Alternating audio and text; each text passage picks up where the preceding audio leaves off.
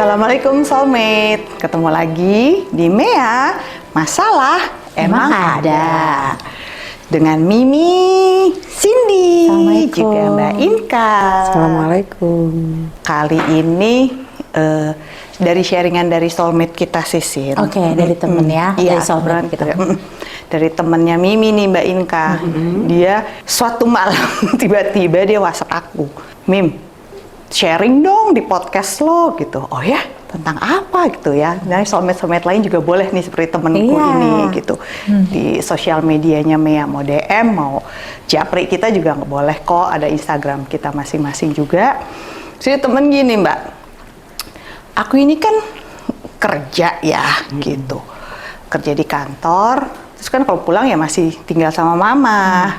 Tapi kok rasanya beda ya kalau misalkan di kantor bos itu ngasih kerjaan, minta tolong, gue tuh ikhlas banget kerjainnya.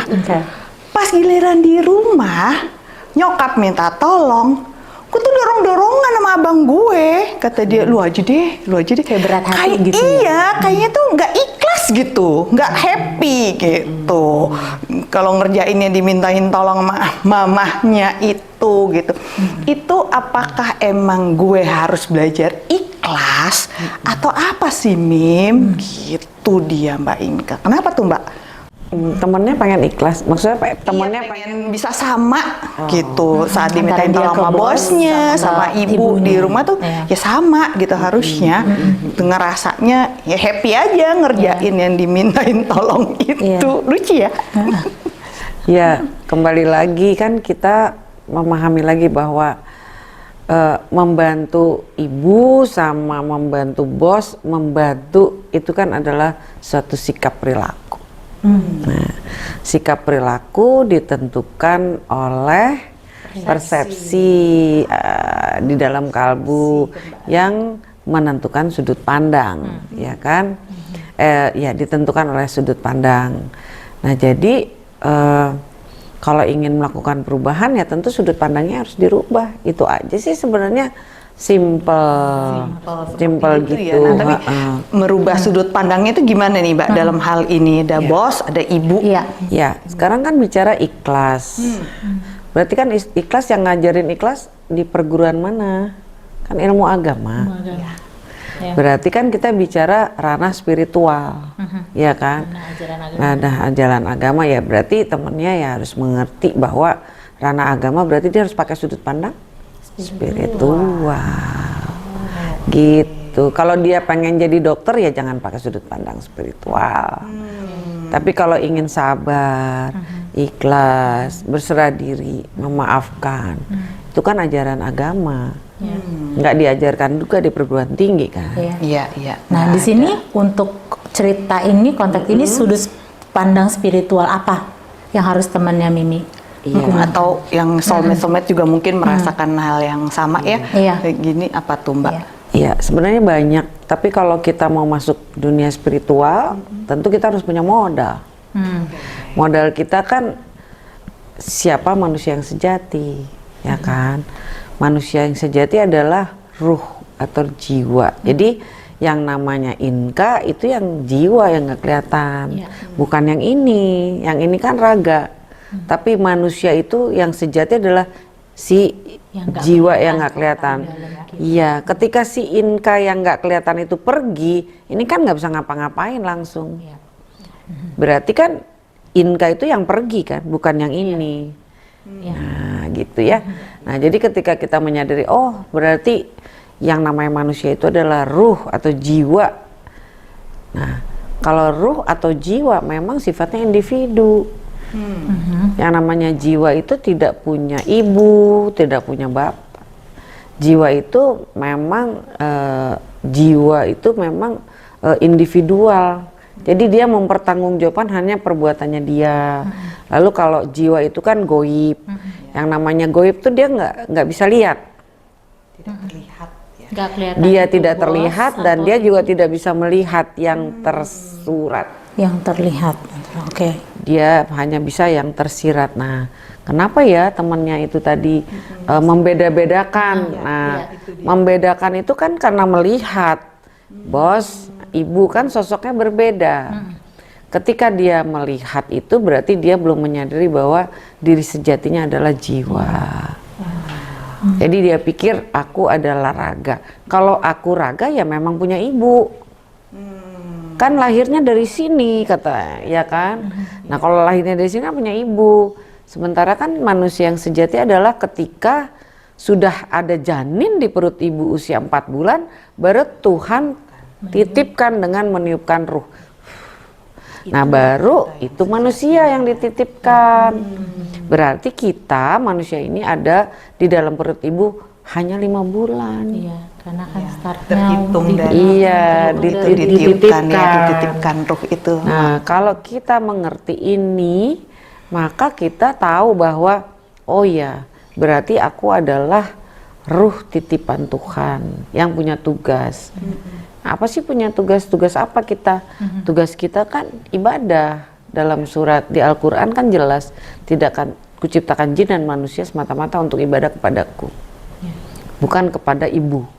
Bukan apalagi kepada bos. Bukan kepada bos, Allah, iya. tapi kepadaku, kata Tuhan. Nah, Tuhan menginginkan yang paling utama adalah ibu. Nah, gitu. Jadi kita itu juga menomorsatukan ibu bukan karena dia ibu saya, tapi karena perintah Tuhan saya. Gitu. Pengecualian itu ya Mbak ya. Jadi memang beda nih, kalau kita masuk ranah spiritual kita harus membawa kepahaman bahwa aku adalah jiwa yang diperjalankan, yang mempertanggungjawabkan perbuatan masing-masing. Itu ya. Iya. Jadi selama dia punya persepsi ibu itu adalah ibuku, anak adalah anakku, nah dia akan tungguin aja. Akan sulit. Iya, jadi bingung. Jadi milih-milih gitu ya. Jadi emang harus balik lagi ya Mbak Inka ya, Sin ya, bahwa emang kita harus kenali dulu bahwa sejatinya kita manusia itu adalah yang goib ya, jiwa yang diperjalankan oleh Allah, oleh Tuhan kita, di mana itu dititipkan ke janin ibu kita saat kita berusia 4 bulan Janin itu ya. yang 4 Iya, bulan. janin yang 4 bulan itu ya. Jadi memang bukan berarti maksudnya secara raga tadi Mbak Inka kan beda banget ya, secara raga ya ibu yang melahirkan aku, mengandung aku, terus melahirkan aku adalah itu. Kalau raga begitu ya Mbak ya, itu ibuku gitu. Tapi ternyata bukan seperti itu. Iya benar. Yang menarik banget yang buat Cindy hari ini adalah yang juga benar-benar baru terbuka banget.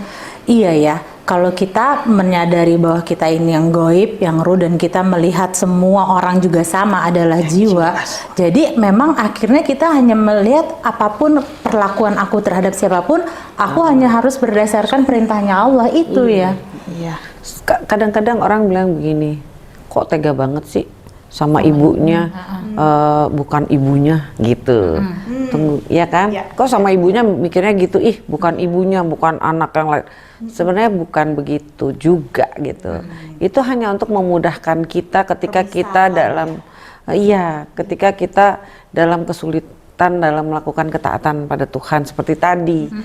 Aduh kok sama bos begini, nah pakailah itu sehingga memudahkan kita untuk melahirkan perilaku ikhlas gitu loh, gitu. Jadi bukan berarti kita kamu bukan ibu saya, bukan ya, tapi itu memilih sudut pandang ketika kita jadi susah melaksanakan tugas.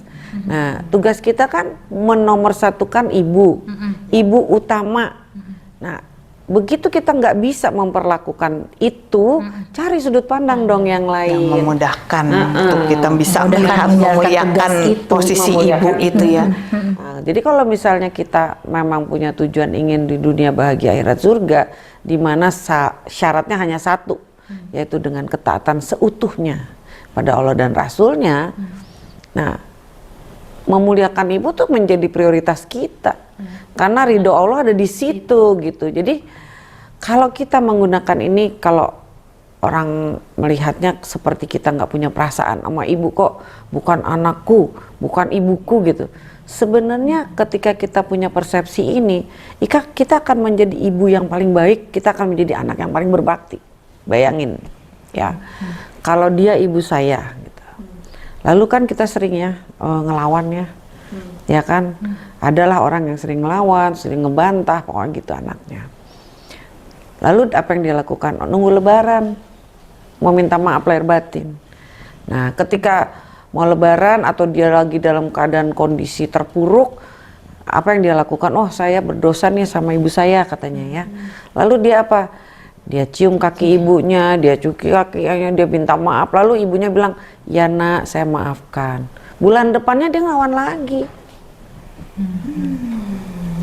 Kenapa? Abis itu nanti dia tinggal cuci kaki ibunya lagi. Iya, jadi susah kita menjadi anak yang berbakti selama-lamanya gitu. Nah, tapi kalau menyadari bahwa aku adalah jiwa yang diperintahkan Tuhan untuk menjalankan tugas, Tuhan bilang apapun alasannya, tidak boleh kamu lukai hatinya, tidak boleh kamu sakiti hati ibu, hati orang tua, ibu dan bapak. Karena ridhoku ada bersama mereka. Nah, ketika kita mau taat sama mau memperlakukan ibu gitu, terus kita gini, oh ya Allah pengennya ibu nomor 1 gitu kan. Nah, kita ingin ibu nomor 1, ya kita selalu nomor 1. Lalu ibu kita ngamuk sama kita, ya kita yang penting Allah bilang apa. Kita nggak penting ibu kita. Ibu kita begini begitu ngaco apa segala macam, bapak kita kita tetap memperlakukan dia utama. Jangan sampai dia tersakiti, jangan sampai dia lukai. Jadi memang persepsi ini harus kita miliki. Aku betul-betul berjuang untuk ini sebenarnya waktu itu juga ya. Bertahun-tahun aku hanya untuk ini, karena itu kita walaupun hidup kita berkecukupan, kita tetap butuh ridho Allah. Hidup tanpa ridho Allah nggak bahagia. Hidup kita nggak enak. Kaya bisa, tapi bahagia tidak. Karena Allah ada di ridho Allah itu. Kita butuh ridho Allah dalam hidup. Gitu. Jadi memang ini salah satu yang utama ya. Kalau menurut aku harus kita perjuangkan untuk bisa ini. Melakukan sesuai kehendak Allah yang membuat Allah itu senang. Yang membuat Allah senang ya fasilitasi orang tua. Ya. Kita boleh nggak nurut, boleh nggak nurut, tapi nggak boleh menyakiti. boleh tidak? Maksudnya gimana tuh Mbak? Boleh nggak nurut tapi nggak boleh nyakitin. Misalnya kamu Mimi, Mama maunya kamu gini ya, misalnya. Terus Mimi kan nggak bisa. Ya, Mimi nggak ngerjain, tapi Mimi bilang, iya mah, iya mah, menyenangkan hatinya. iya mah, tapi bukan mematahkan dia. Nggak bisa mah, kan soalnya kan gini, itu terluka. Menasehati dia itu membuat dia terluka, gitu. Jadi memang kita tidak diperkenankan melukai hati ibu. Oke, tapi berarti maksudnya kita iya, tapi tidak menjalankan yang dia minta gitu Mbak. Tapi tanpa Nggak kita harus nurut menyakiti, boleh, iya tapi tidak nggak boleh nurut boleh, tapi nyakitin, asal ya. tidak menyakiti hati ibu kita. Wow. Jadi kalau temannya Mimi tadi pengen ikhlas, ya punya mau apa dulu, mau ingin punya tujuan dulu. Kalau saya pengen dunia bahagia akhirat surga, di mana persyaratannya adalah ketaatan, tentu taat itu jadi kebutuhan. Nah, salah satu bentuk ketaatan adalah memfasilitasi kebahagiaan ibu. Nah, ya banyak juga orang-orang merasa anak-anak itu merasa saya sudah membahagiakan ibu saya, tapi ibu saya tuh nggak bahagia. Padahal saya udah apapun saya kasih, tapi ibu saya tuh ada aja. Nah, di sini juga ada satu, aku mau berbagi aja ya sudut pandang yang memudahkan kita. Jadi kalau aku ngedapetinnya membahagiakan ibu itu bukan membahagiakan ibu menurut aku, tapi membahagiakan ibu apa yang menurut dia bahagia ya lakukan, walaupun berseberangan dengan maksud aku. Misalnya nih, aku tuh pengen ngajak mama tuh jalan-jalan ke luar negeri. Kan mahal itu ya, misalnya ke Amerika. Si mama bilang apa? Mama mah nggak usah keluar negeri, minta uangnya aja. Kan uangnya tuh habis itu habis. Itu kan bahagianya ibu menurut aku. Iya. Padahal ibunya bilang uangnya ya sudah kasih uang. Jadi membahagiakan orang tua itu bukan membahagiakan versi aku, tapi bagaimana yang membuat dia bahagia, ya lakukan. Aduh bener ya, kita tuh masih suka salah versi kita terus Iya, soalnya kan. betul. Beliin apa, padahal dia sebenarnya nggak butuh atau nggak suka malah Karena ya. buat kita Iya, nggak baik, mau. buat kita baik belum tentu buat Belum tentu baik ibu buat baik. Iya. Wow. Ya, jadi seperti itu. Makanya nanti kalau temennya Mimi bisa merenung-renungkan ini, tentu bos, ibu. Nah, kalau ingin dunia bahagia surga yang syaratnya ketaatan, ibu urutan pertama, skala prioritas. Gitu. Dan melihat bos sama ibu jadi sama ya, sama-sama beda. jiwa itu ya enggak Oh, iya, itu ya, sama-sama iya kan jiwa. sama-sama Jiwa. jiwa, Iya, tapi nomor satu, posisinya iya, iya, posisinya jauh di beda hadapan. banget. Iya. Iya. Wow, beda Menjalankan banget ya Mbak. sesuai Iya, aturan beda Allah. banget sama yang mata lahir Iya. ini melihat sama yang seharusnya Iya. kita lihat ya Sin ya. Menjalankan aturan Allah itu ya. Jadi berhadapan sama ibu terlarang pakai logika, alasan tidak diterima apapun. Iya, iya, iya. Nggak berlaku tuh ya. Sebenarnya kan makan gini mah nggak boleh. Saya gini soalnya aku tuh gini-gini, nggak boleh. Nggak ada alasan. Karena ngomong saja tidak boleh. Iya, ya, Mbak, ya. Ya, itu permisalan Dia tuh banget ternyata ya. kayak gitu Saking nggak boleh. Itu termasuk Saking nggak padahal boleh. kayaknya baik gitu ya. Kayaknya enggak mah maksud aku. Itu udah ya. Udah nggak boleh. Pokoknya tidak Ya, boleh nak. dipakai alasan logika. Iya, Tidak, iya, iya, iya. diperkenankan dalam berhadapan dengan orang tua. Dengan orang tua Nggak ada. tak kenal dengan logika ya. Tidak bisa pakai berlaku. Pengecualian.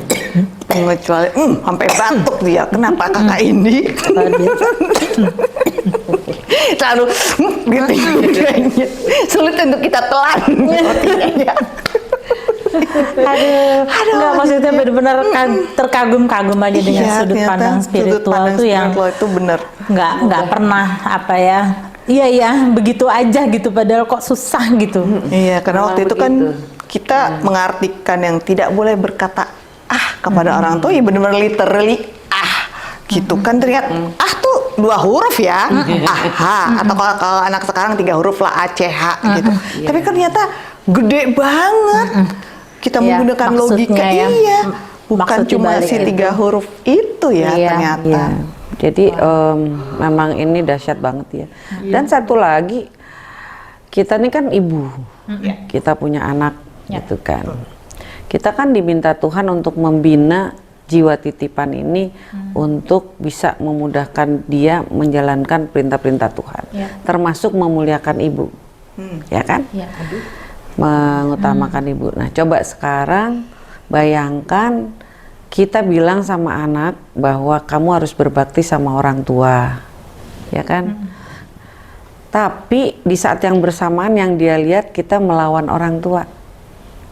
Kan pada saat itu sebenarnya kita sedang memberi nasihat, mengajarkan kepada anak, nak, ibu nomor kesekian. Apalagi kita bilang, kalau ibu kita bilang, tolong dong bantuin mama gini-gini.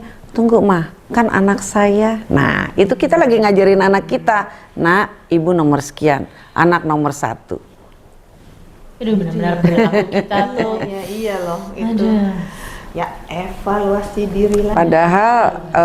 Padahal kan ibu nomor 1. Iya ya. Dan kita harus, ya itu dari kita kan, Iya. anak-anak kita melihat Dari itu ya kita. Mbak ya. Awalnya dari kita. Kan kita sering kali bilang, maaf ya ma, saya ngurusin anak saya dulu. Padahal Tidak sadar ibu ya. nomor 1. Satu ya. Kita menomor kesekiankan ibu ya Mbak ya. Butuh banget ya sudut pandang itu. Iya. Waduh. Jadi berentet gitu. Iya. Kayak cuma untuk aku kita salah. Ternyata kita memberikan contoh yang nggak seharusnya sama anak-anak kita ya Sin ya. Iya. emang kita dulu sih yang butuh kesadaran, butuh betul. pemahaman itu ya, bahwa perintah Allah yang utama adalah memuliakan ibu untuk yang konteks ini. Ridhoku ada bersama ridho ibu. Jadi Dan kita pun sebagai ibu juga jadi, aduh jangan main-main. Iya, nggak bisa benar. main-main. Iya kan? Makanya aku bilang tadi ini salah satu yang aku perjuangkan habis-habisan. Karena Sebagai ibu dan sebagai anak. iya, gitu ya, karena aku butuh ridho Allah. Iya kan? Iya. Aku perlu Allah meridhoi Meridhoi. apa-apa yang kita lakukan gitu kan.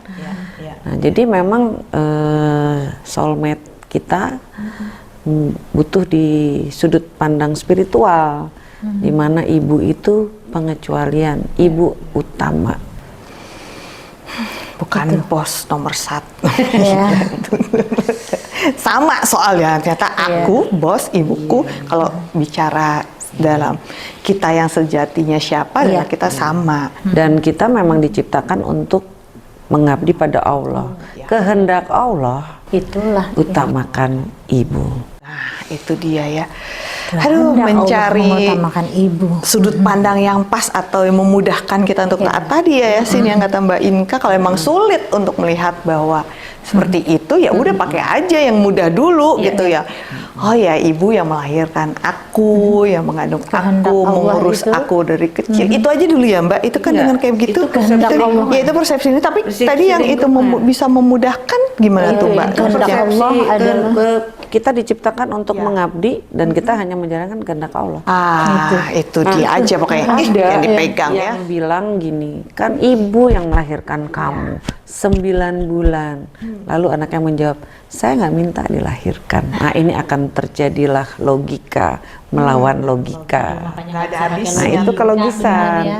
Yang kita harus gunakan adalah spiritual, Tadi kebenaran. aja. Udah kebenaran Iya. itu gitu Gimana? ya. Udah nggak bisa diperdebatkan. Ya, Ibu kebanyakan paling orang mulia pakainya ya. Kelogisan tadi, ibu, darah daging, lahir di sini. Tapi kalau spiritual enggak, aku adalah jiwa yang diciptakan individu, punya pertanggungjawaban, punya tugas. Nah itu. Iya. Ya, itu nggak mungkin ada masalah sih. Kalau itu nggak bisa Harusnya didebat. iya, nggak bisa nggak ada lagi perdebatan gitu. Kalau logika banyak banget yang bisa Iya, betul. didebatkan. Jadi Iya. masalah-masalah yang Aduh, bener ya. jadi ya begitu Tambah ya. lagi list perjuangan kita sih. Wawasan kita hari ini Iya. betul-betul Bener-bener menempatkan ya. ibu karena perintah Allah. Iya, benar, karena beliau yang mulia di mata Allah adalah Memuliakan ibu karena perintah orang Allah. tua itu ya Mbak ya. Iya. Alhamdulillah menemukan kembali wawasan Iya. yang untuk memperkuat memperkaya lagi rasa yang pemahaman kita Yasin ya. Iya. Mudah-mudahan Karena kan kita mau taat ya. Iya, bener dong, taat di dunia, di akhirat juga nanti ya masuk surga. Amin. Mungkin juga karena temannya Mimi tadi kan merasakan rewards yang kelihatan ya. Iya, kalau Ya kan, kalau rewards kelihatan memang rewards memang beda ya rewards perbuatan ini, perbuatan untuk akhirat sama dunia beda. Kalau rewards yang untuk dunia kan jelas ya langsung instan balasannya ya, langsung diberikan saat itu juga sempurna sesuai dengan ikhtiarnya gitu ya, langsung dikasih. Tapi kan di akhiratnya nggak dapat apa-apa. Tapi kalau rewards untuk akhirat memang kita harus sabar menunggu. Karena nanti nanti pun setelah kiamat jutaan tahun lagi memang kita butuh sabar yang panjang gitu. Tapi kan worth it. Kenapa? Karena Rasulullah mengatakan surga itu adalah dimana kenikmatan yang paling nikmat di dunia tidak ada seujung kukunya dengan kenikmatan di sana. Nah, tentunya kita ingin dong gitu ya, di tempat yang kenikmatan di sini yang paling nikmat menurut kita tuh nggak ada segininya kata Rasulullah gitu ya. Lalu yang paling sakit di dunia tidak ada seujung kukunya dengan rasa sakitnya di neraka. Waduh, lebih nggak mau lagi. Nah, syaratnya adalah melaksanakan ketaatan-ketaatan yang Allah kehendaki. Itu kan melaksanakan segala perintah Allah, Iya. segala larangan. Nah, pengecualian ibu tanpa logika. Tidak diterima alasan apapun. Ya, semoga kamu juga soulmate-soulmate lain bisa menjadikan wawasan yang kita sharing ini bahan untuk berpikir ya. Dan membuktikan Ya, sendiri. betul. Untuk memuliakan ibu juga orang tua ya Mbak ya. Iya, Dan orang tua ini. Karena menjalankan Ya. perintah Allah. Ya, Ibu, bapak, dan betul. mertua lagi. Ya, mertua betul ya. Iya. Itu termasuk orang tua. Itu termasuk soalnya orang tua mertua kita. Iya. Ya. Aduh Mbak Inka, terima kasih banyak ya. Sama-sama. Ya, nambah lagi PR Kita sama-sama masih berjuang Bener ya Mbak. untuk menukar kehendak ego kita dengan hanya kehendak Allah yang berlaku dalam hidup ini. Ya. Insya Allah. Ya, Aku kita mau bisa ngapain kalau aku lagi mau. soalnya ya. Iya kan? Iya kan? Ya.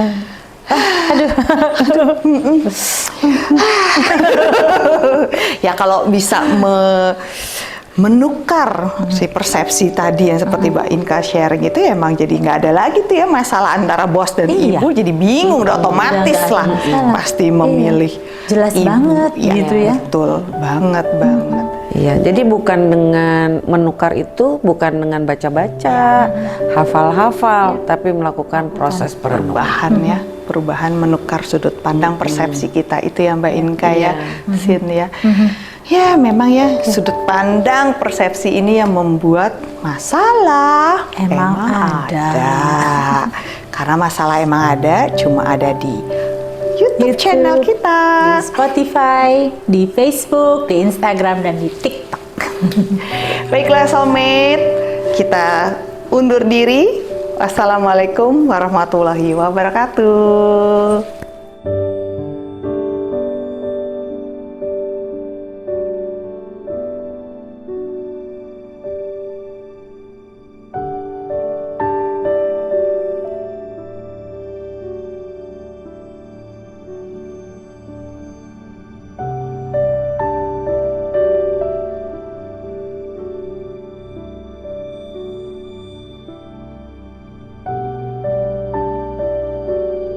Jangan lupa untuk like, share, subscribe, and comment di link di bawah ini ya soulmate.